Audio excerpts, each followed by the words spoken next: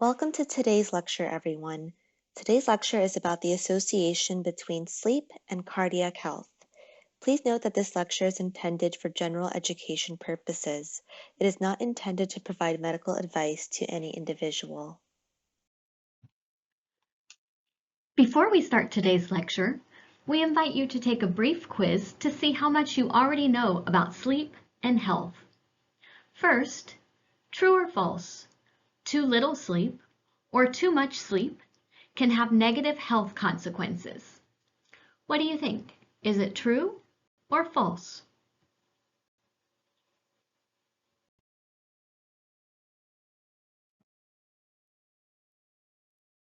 Next, which of the following do you think will help improve your sleep cycle? Is it having extra light sources, spending extra time in bed, having a consistent routine, or a nighttime coffee?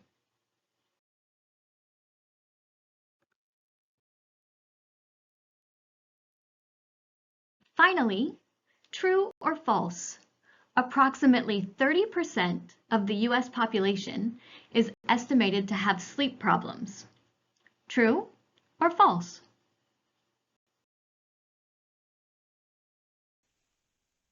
Sleep problems are a prevalent issue that are estimated to occur in approximately 30% of the US population. Sleep problems can have a significant impact on our daytime functioning. In addition, insomnia, which is difficulty falling or staying asleep, is associated with increased risk for mental health problems, including anxiety and depression. Consequences of sleep problems are costly. Healthcare costs estimate that insomnia costs the U.S. approximately $100 billion annually. Among short sleepers, who are defined as individuals who sleep less than 6 hours per night, there is an increased risk of developing or dying from coronary heart disease in the subsequent 7 to 25 years.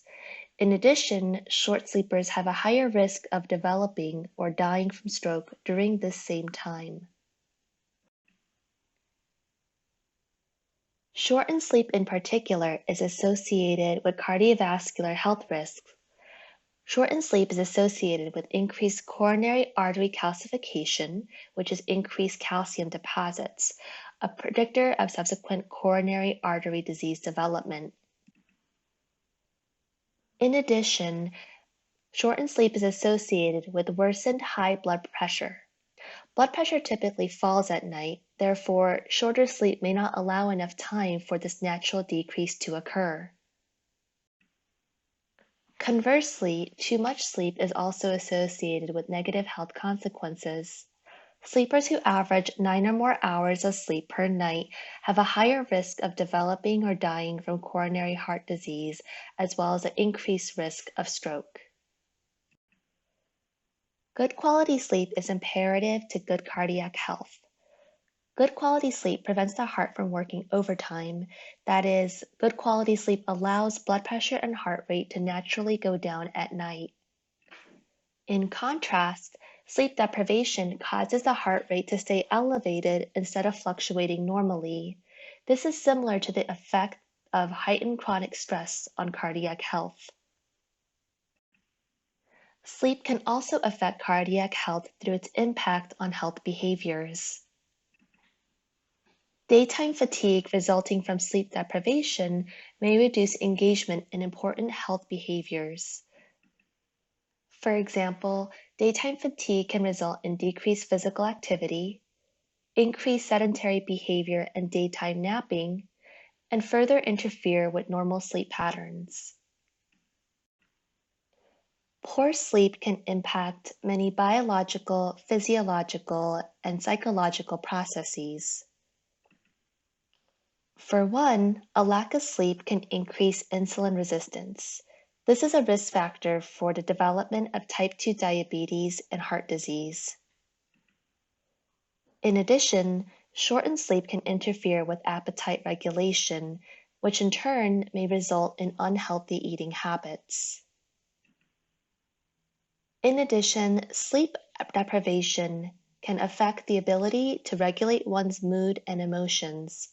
This can result in increased irritability, negative affect, as well as the ability to concentrate.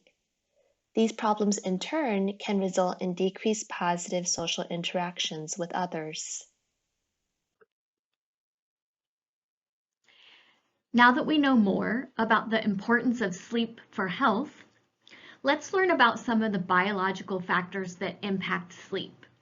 We'll start with our body's natural circadian rhythm and the stages of sleep, and then we'll talk about factors that impact our biology that affect our sleep quality and quantity, including chemical and environmental triggers. A circadian rhythm is a 24-hour cycle that is a natural internal process that regulates the sleep-wake cycle and physiological processes. Let's start at the bottom of this clock, which represents midnight, the start of a new day. Around 2 a.m. is when our bodies will naturally experience the deepest sleep, followed by continual lowering of body temperature. Around 6 a.m. is when we tend to experience a sharp rise in our blood pressure, followed by stopped melatonin secretion. Melatonin is a hormone that regulates the sleep-wake cycle and is released in response to darkness. Other processes typically follow, including bowel movements and high testosterone secretion. You may even notice that you feel most alert around this time. In the afternoon is when you might notice that you have the best coordination, reaction time, cardiovascular efficiency, and muscle strength. As you start to wind down for the evening after 6 p.m., your blood pressure and body temperature are at their highest. Beginning around 9 p.m., melatonin secretion starts and bowel movements are suppressed, and the cycle repeats itself for another day. To recap, circadian rhythms are natural cycles of biological processes associated with sleep and wakefulness. We may be predisposed to different circadian rhythms based on our genetics, as circadian rhythms vary across individuals. For example, some individuals are early circadian phase sleepers, whereas others are late circadian phase sleepers. Circadian rhythms are regulated by internal neurobiological mechanisms called Zeitgebers, in other words, time givers. These regulatory mechanisms are affected by a number of environmental and behavioral factors. Here is an example of someone's sleep architecture, which is a graph of sleep pattern during different sleep stages over the course of a night. The x-axis represents the hour of sleep. In this case, the person slept for 8 hours. The y-axis represents the stages of sleep. At the top is when you are most awake, and at the bottom is when you are in deepest sleep. Stages 1 through 3 are non-rapid eye movement, non-REM sleep. You might think of stage 1 as dozing off. Stage 2 is a more subdued state characterized by lower body temperature, relaxed muscles, and slowed breathing and heart rate. Stage 3 is what is known as deep sleep. This stage of sleep is critical to key bodily processes involved in recovery and boosting the immune system. Finally, rapid eye movement or REM sleep. As the night wears on, less time is spent in non-REM sleep and more time is spent in REM sleep, which is known for the most vivid dreams. Then the cycle continues. As you can see, healthy sleep typically involves 4 to 5 sleep cycles in one night. Different biological factors can affect sleep, including food and chemicals. Two substances known to alter sleep are caffeine and nicotine, which are both stimulants. Caffeine is found in coffee, tea, soda, chocolate, and even some painkillers. Nicotine is commonly found in tobacco products. Both caffeine and nicotine may stay active in your system even after effects may no longer be felt. For example, caffeine may stay in your system 6 hours after consumption or use. Due to this long half-life, substances like caffeine and nicotine may interfere with the natural initiation and progression of the normal sleep cycle. Alcohol is another substance that can affect sleep. Alcohol is a central nervous system depressant. Many people think that alcohol helps them fall asleep, like having a nightcap. While alcohol may help with initially falling asleep, it interferes with the normal sleep cycle by reducing REM sleep, leading to less restorative sleep. One sleep hygiene tip is to avoid stimulants and central nervous system depressants within 6 hours of bed if possible. Light and temperature are also other biological factors that affect sleep. Light exposure affects neurochemical processes in the brain that are related to the circadian rhythm. In modern society, we are often accustomed to the use of artificial light.